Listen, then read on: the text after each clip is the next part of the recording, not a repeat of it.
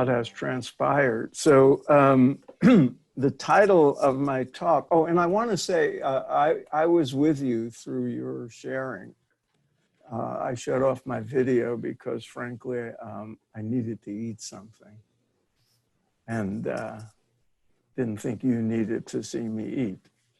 But I was here and I was deeply moved by everybody's sharing. And I just want to say that I think you're very fortunate to have each other. This is a time when so many people are lonely. And my new book, the one this Spiritual Practice for Crazy Times, I have a whole chapter on the importance of spiritual companionship and taking refuge in relationship. Excuse me.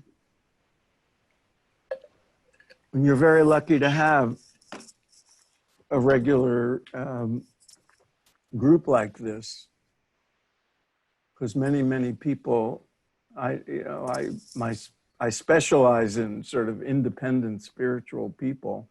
I've researched them and am one, and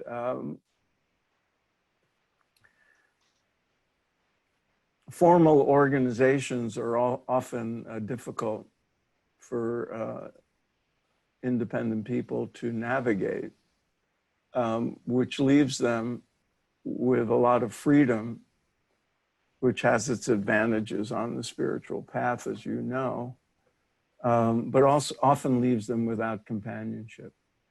And so if this group works on a regular basis to give you that, you're very lucky, especially in these times. So I was supposed to be on a book tour now for my new book, and everything has switched to Zoom. So I wish I could be with you breaking bread in person, but at least we have this, and it has its advantages. I am continuously being complimented for my impeccable timing to have a book out called Spiritual Practice for Crazy Times. And I find that kind of laughable. People don't realize how long it takes to write a book and how long the process of production is. I wrote it last year. I had the idea for it early in 2019 because times were crazy then, if you may have forgotten that. And I knew a lot of people struggling with feeling disconnected from spirit, neglecting their spiritual practices because times were so upsetting to them. There was so much anger, so much confusion, so much worry and fear. And so I saw a need for the book, to put together a lot of my own thoughts and observations and things I've learned over all these decades of being a spiritual practitioner and teacher. And chronicler, as a writer, I've interviewed hundreds and hundreds of people for my various books. And then I decided I needed to learn some new things too about dealing with crazy times. And so I did a little research, and the book was completed last year, and then had to go through all the editing and proofreading and all the rest. And we slated it for publication in August 2020. It officially came out August 4th. So it's been a month. because we thought, well, times will still be crazy, but nobody could possibly have anticipated the madness we're living through now and the complicated challenges we all face because of the pandemic. I was in India for a month leading a tour, and the pandemic started to spread, and we came home mid-February, and just in time to proofread the galley proofs of the book. And we thought, well, now we're about to go into lockdown. Should I change the book? Should I rewrite anything? And there's a lesson in this. I looked over the book and I said, you know, I'm just going to add a short paragraph to the preface acknowledging the pandemic. But there's nothing I would change, because the perennial advice I was drawing from, the perennial teachings of all the spiritual traditions, apply no matter what is going on. The details change. The degree of madness changes. But the remedies, the essential ingredients of coping and rising above the challenges on a spiritual level do not change. The only thing I would have added, and I say this only in retrospect, the spiritual practices I favor in the book are ones that have a proven track record. I'm a very practical mystic. I do things that work. I recommend things that work. I recommend things, and that varies from one person to the next. So I think it's terribly important for people to develop practices and explore different things, but settle on what works for them. And some of the techniques and methods in the book and perspectives in the book have proven track record in some cases for thousands of years. And some have actually been researched by psychologists and physicians and neuroscientists in recent times. And so I favored those. The only thing I would add to my book because of the pandemic is, among the benefits of deep, effective spiritual practices is that it strengthens the immune system. It makes us a little more resilient physically, not just spiritually. It helps us cope with the ravages of circumstance in a way that protects the body as well as the spirit. And so I would add, because of the times we live in, that these practices are practical, not just to keep us relatively sane and peaceful within ourselves, not just to give ourselves refuge, but also to protect ourselves physically. We live in very high-risk situations these days, and if we're lucky enough to be able to live through the times of isolation and hold them as these days as an opportunity to deepen our spiritual lives and to treat this as a kind of retreat or Sabbath. We are very, very fortunate indeed, and so many people can't do that. Nevertheless, to one degree or another, we're all vulnerable. And so my recommendation, my focus on spiritual practice is a health, is for health purposes as well as everything else. So coming back to the purpose of the book and all the speaking I'm doing now that it's out,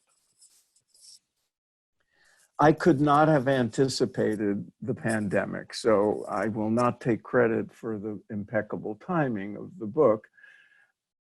But on the other hand, something was calling me to write about this and bring it out now. And so to the degree that there was any divine guidance in the timing of this book, I'm very grateful for it, and I'm offering it. And my publisher has been very cooperative. They brought the book out early in ebook form and made it available for Kindle and the other platforms for $1.99. And then when the book itself actually came out, I asked them if they could continue to price the ebook that way so people would have an extremely affordable way to get the benefits of it, and they did. The core premise of the book, I'm sure, is familiar to you all, but the way I express it in the book is that we have within us the ultimate sanctuary of peace.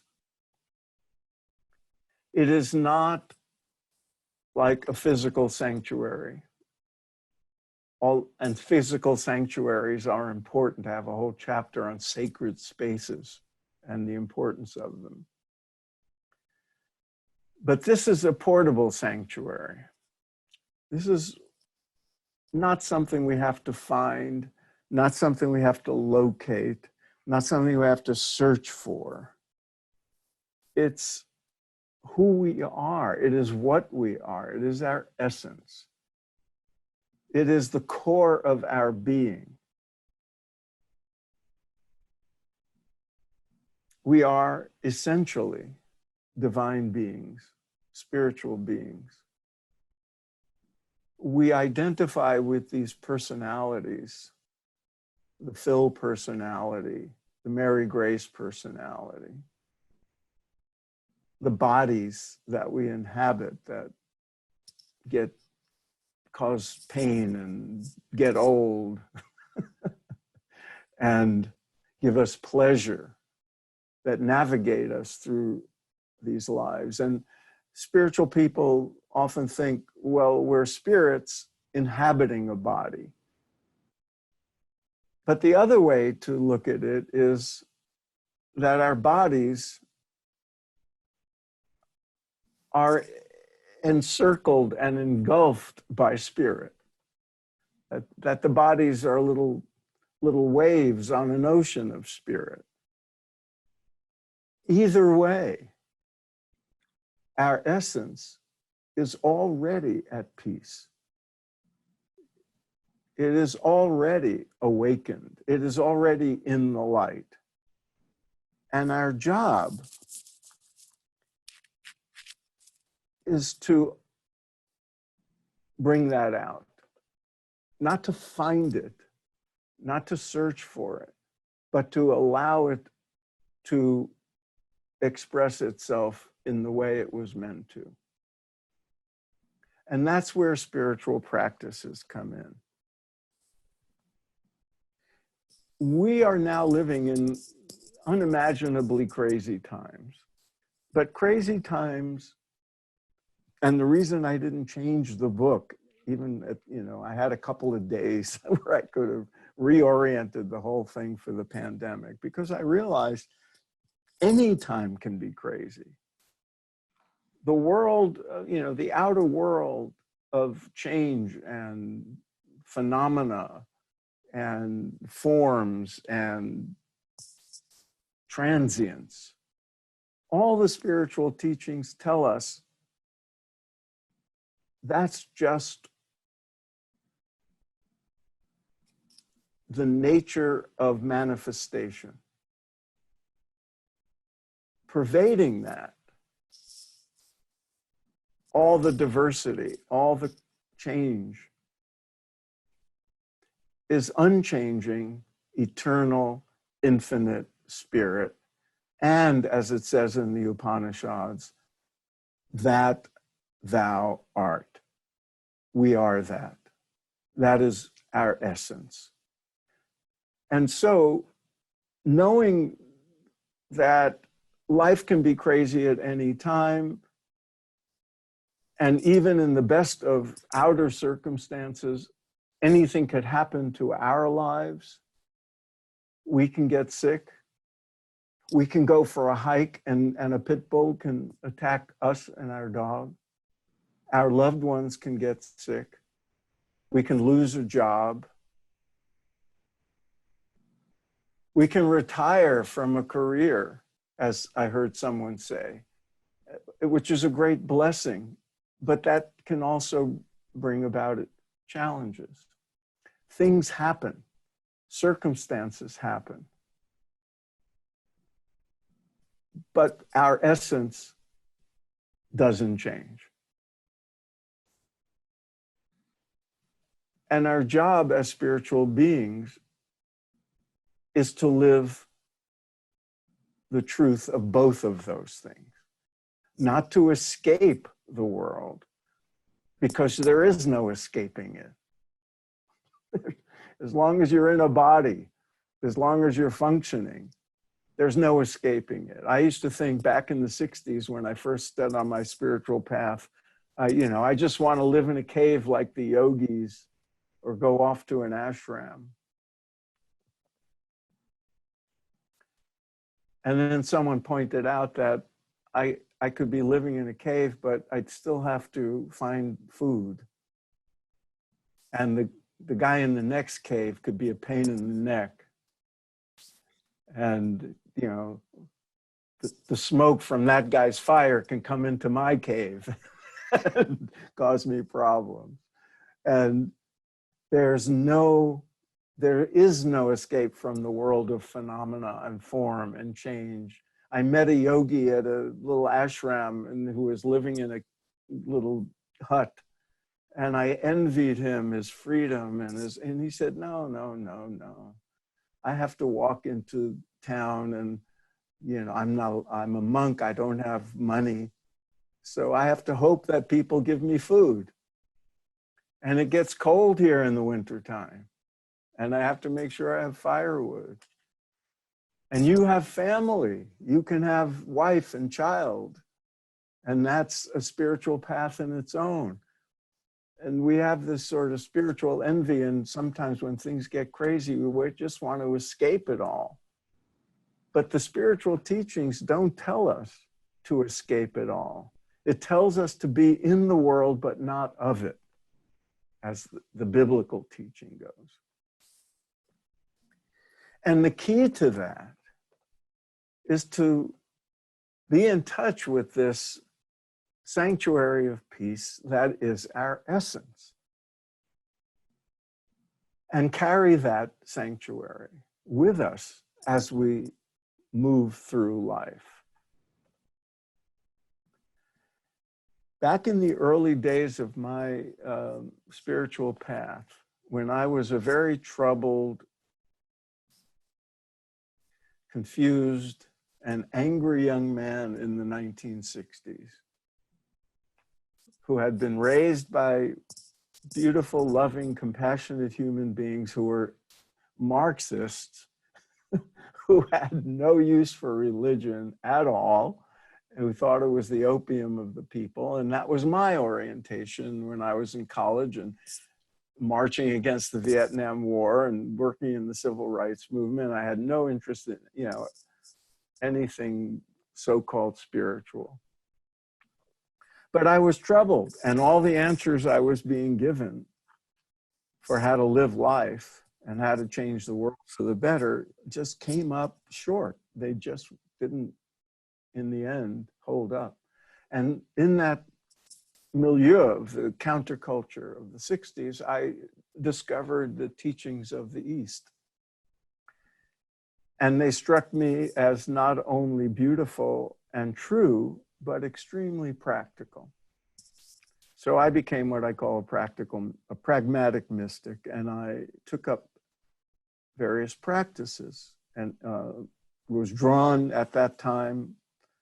Mary Grace mentioned that I talked about the Beatles and their influence on the spiritual landscape of the West. And, you know, they went to India famously in 1968 to meditate. And I was drawn to the same guru they had, Maharishi Mahesh Yogi. I spent a lot of time with him. I was trained by him to teach meditation, and I did that.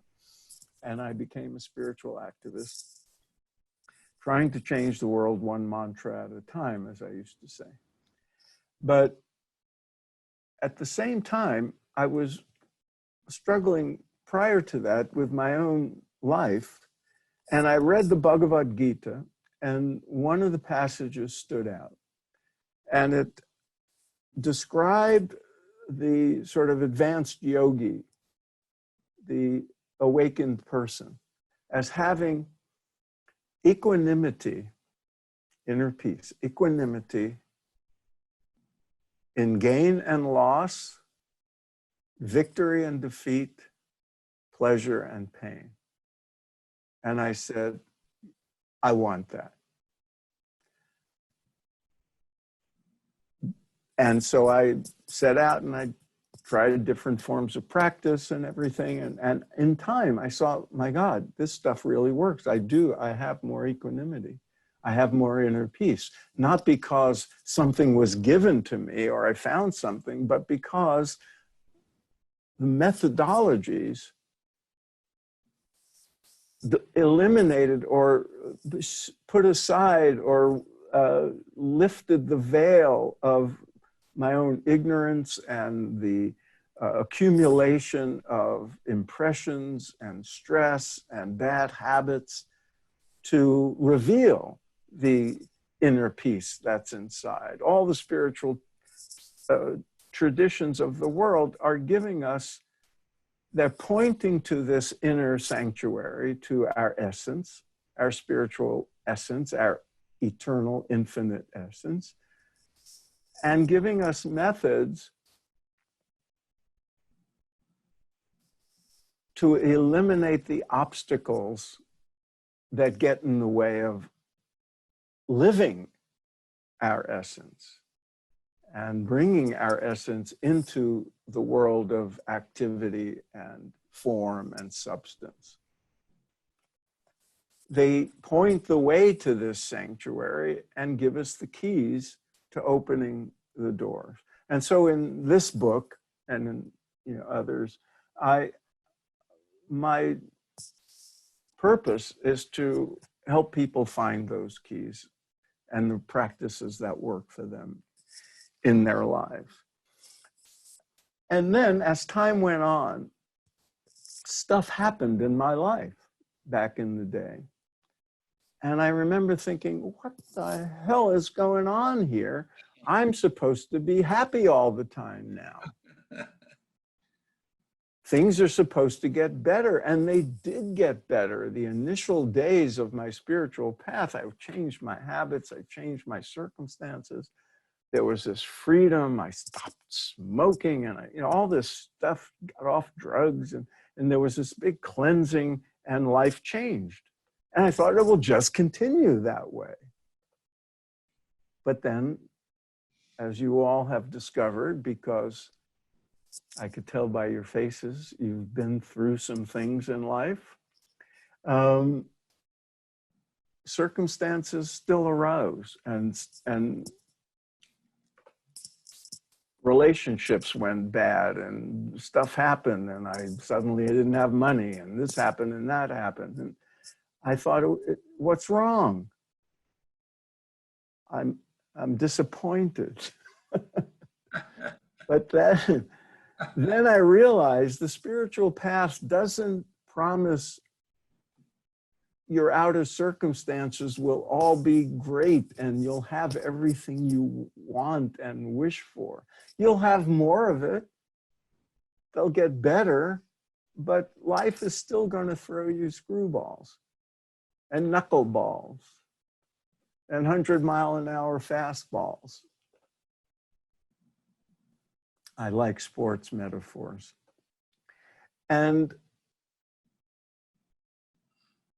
we can control some of those circumstances. And as we evolve spiritually, our ability to control and shape our environments does improve.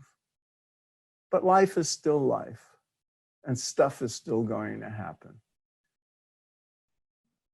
And that's when I realized I was not promised in this passage in the Bhagavad Gita a life free of defeat and pain and loss.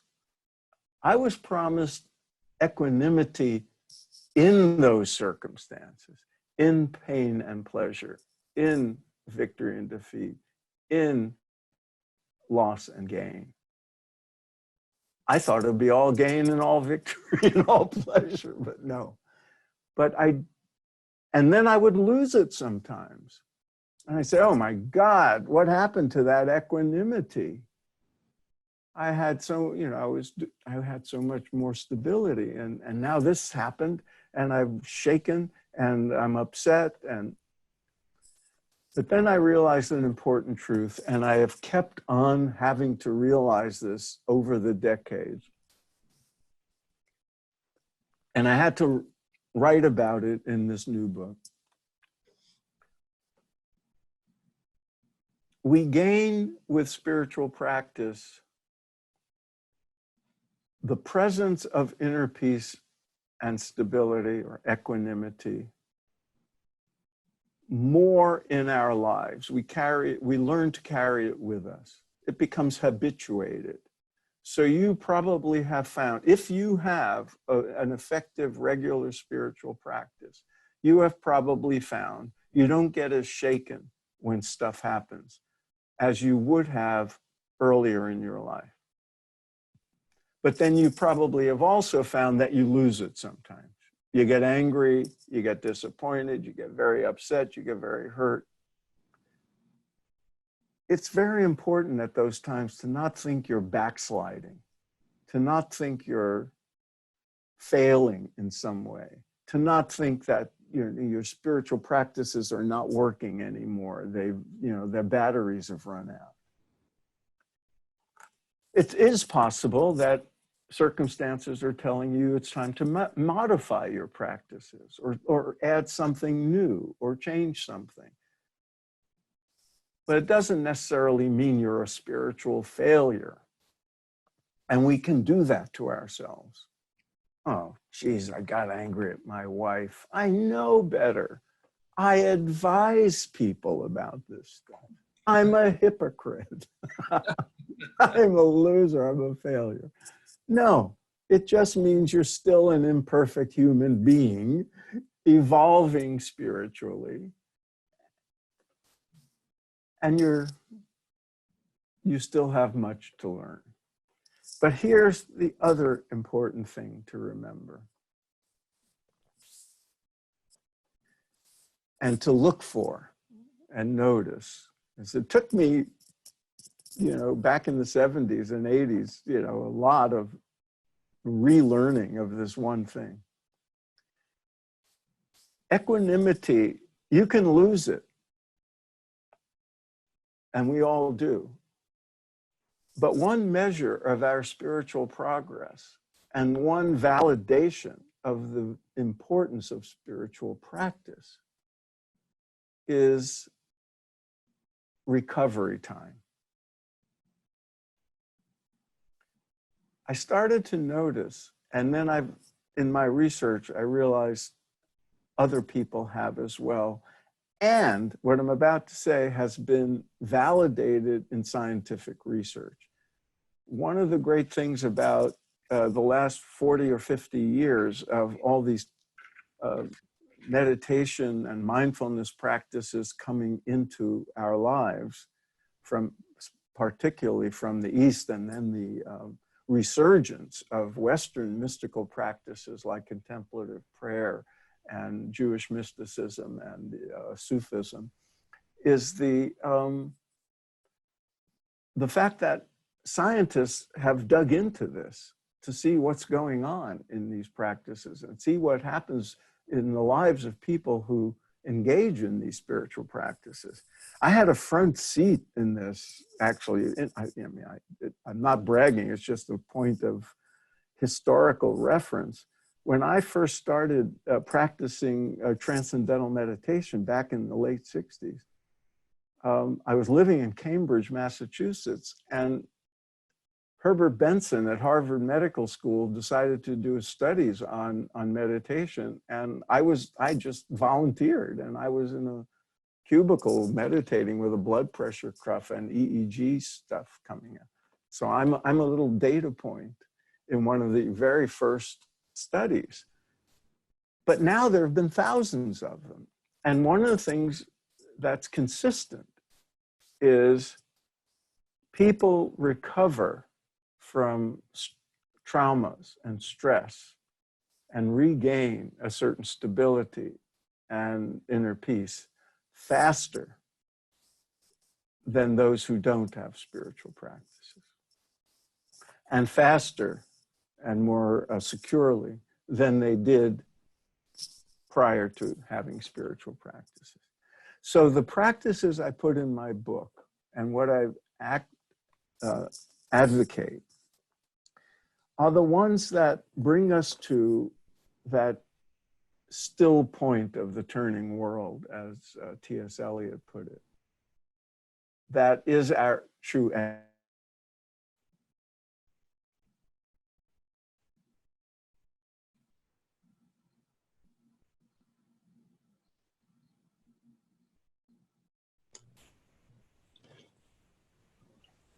You froze.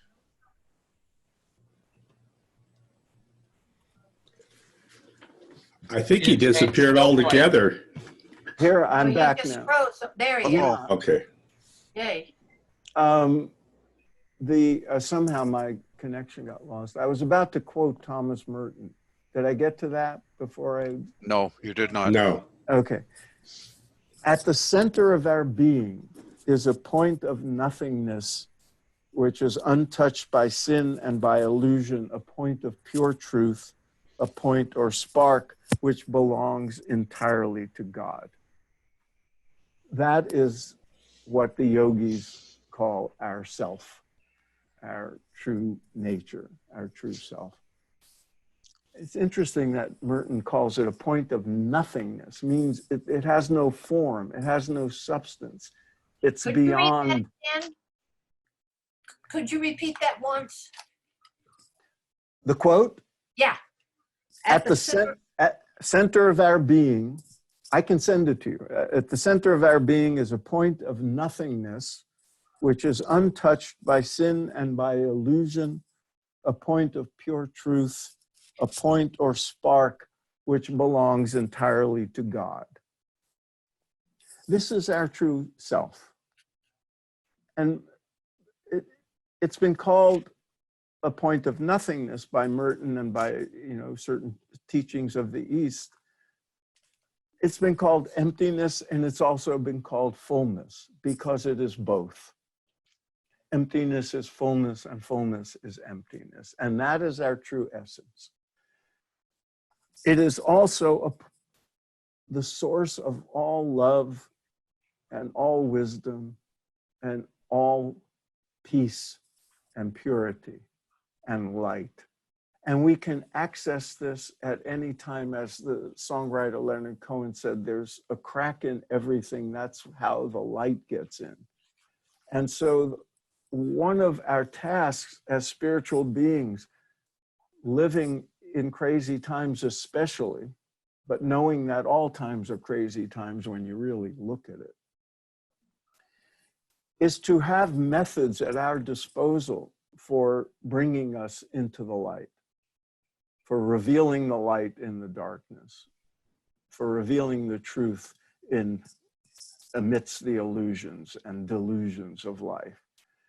And so I have learned, and I think it's terribly important, and it bears repeating, even in a group devoted to spiritual life, because in my experience, many people know certain things and are devoted to certain things, but don't manage their time in a way that makes room for regular spiritual practice.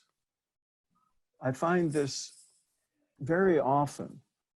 And as somebody who learned very early on the value, the practical value of what the yogis call sadhana, daily practice, I want to strongly advocate that if you don't already have a daily practice, and I don't mean a minute or two, I mean, 15, 20 minutes, 30 minutes, whatever you can bring, to consider it not a luxury, not something, you'll do one day when you retire, but as an essential maintenance practice, spiritual maintenance for everyday life, especially when times are difficult.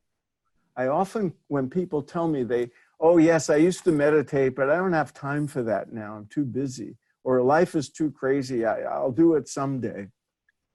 No, this is when we need these practices most, and we need the regularity the most, because it's the regularity that infuses the gains, the qualities of peace and love and compassion that we draw out in spiritual practice.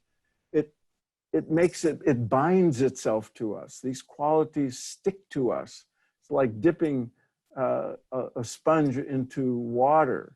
It remains moist for a while. The moisture remains, and then it gradually dries up, and then you can dip it in again. And this is the value of regular spiritual practice as an investment, like going to the bank before you go to the farmer's market, so you have cash on hand. It's an investment of time, like showering and bringing your car in to be serviced regularly and brushing your teeth. These are ongoing. Doing your laundry, it's maintenance. It's spiritual maintenance. It's physical maintenance. It's mental maintenance. Bringing these values of that is our core being into our busy lives. I often have to quote Gandhi.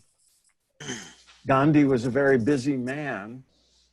I often joke that, well, he didn't have kids. He wasn't ushering kids to soccer practice and making them breakfast, but he was liberating a country from oppressive colonialism, and he was a very busy guy. And one day when he looked at his calendar in the morning and saw what was in store for him, he said, I have so much to accomplish today, I'd better meditate for 2 hours instead of just 1 this morning. He recognized the importance of that investment of time, not just as a refuge. And this is terribly important. I want to emphasize this. It's not just a refuge. That same sanctuary is also a fortress of strength. It's a platform, a springboard into our busy lives, our active lives, or lives of where we have responsibilities and duties and tasks to perform. It enables us to do these things better, to bring more wisdom, to bring more clarity of mind, to bring more inner stability into the high pressure of our lives. So we make smarter decisions. So we make more compassionate decisions, more loving actions. You We bring our 4 more spiritual... minutes, Phil. We bring, and I asked Mary Grace if there'll be time for Q&A. I'd had no idea I was going to go on like this. But I want to end with something you began with early in this meeting. You talked about the importance of gratitude, and you talked about the importance of service. And one thing I want to bring out is the importance of spiritual citizenship in these times. Those of us who are lucky enough to have an effective spiritual life and are lucky enough to be grateful for that. I think we also have a responsibility at this time when people are suffering and people are in pain and people are in anguish to do something, bring some blessing into the world to help other people. And that act of service, of doing something for others, whatever it may be, you know, calling someone who's lonely, helping somebody go shopping for food, writing a check, helping people register to vote, whatever it is, that act of selfless service is also serving your spiritual life. Every spiritual tradition talks about the importance of service, and the yogis call it seva, selfless service. It's part of our spiritual life. We go within, I call it the spiritual two-step. You go within to that source of peace and wisdom within you. And then you come out and act effectively in the world and bring something to it that makes it a little less crazy, a little more sane, a little more peaceful, a little more loving. I think that is our responsibility in these times. And it's called selfless service, but it also serves ourselves. And I think that's what I want to call you to. So in essence, I want to summarize what is in my book. Please, you know, look into having a daily spiritual practice that brings you in touch with this inner sanctuary of peace. Do it regularly as an investment, and then create an inventory of other practices, things you can do at any time when the stuff hits the fan, when you're upset, when you're in need of inner peace. There's a tremendous inventory that we can choose from. And the book, and I'm going to plug it again, Spiritual Practice for Crazy Times, I help you find that. I know I have to stop, so I will refer you to my website, philipgoldberg.com. If you want to be in touch with me, be on my mailing list. My podcast that Mary Grace mentioned, Spirit Matters, has well over 200 interviews, including Mark Nepo, who you read from, who's been on the show twice. You will get, it's a great resource, and it's my and my co-hosts offering to the world because it's free and it's an act of service. So thank you for inviting me. It's been a joy to be with you. I wish we could all hug, and but we'll do it another time.